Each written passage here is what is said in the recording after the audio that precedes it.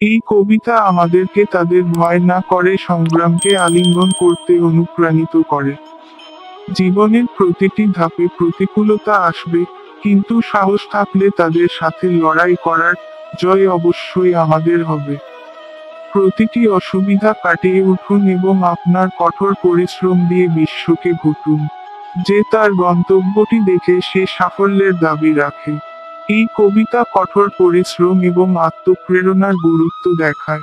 তারাই সফলতা অর্জন করতে পারে, যারা তাদের কঠোর পরিশ্রম এবং আত্মবিশ্বাস নিয়ে এগিয়ে যায়। লক্ষ্য ছাড়া জীবনের গতিপথ নির্ধারিত হয় না। আপনার জীবনের প্রতিটি ক্ষেত্রে স্পষ্ট লক্ষ্য তৈরি করা খুবই গুরুত্বপূর্ণ।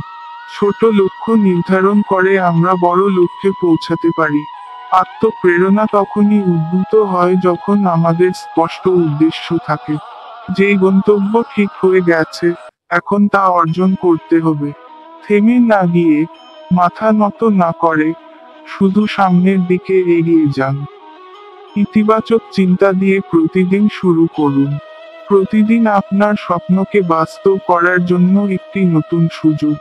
নিজেকে প্রতিশ্রুতি দিন যে প্রতিদিন নতুন কিছু শিখবেন এবং আরো ভালো হবেন। প্রত্যেক সকাল নতুন আশা নিয়ে আসে, প্রতি রাত নতুন স্বপ্ন নিয়ে আসে।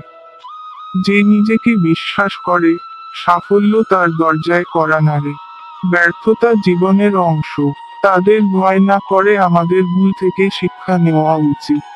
প্রতিটি ব্যর্থতা একটি নতুন শিক্ষা এবং এটি আমাদের ভবিষ্যতে আরো ভালো হওয়ার জন্য প্রস্তুত করে। ব্যর্থতাকে ভয় পেও না, যে এটা থেকে শিখবে সে বিজয়ী।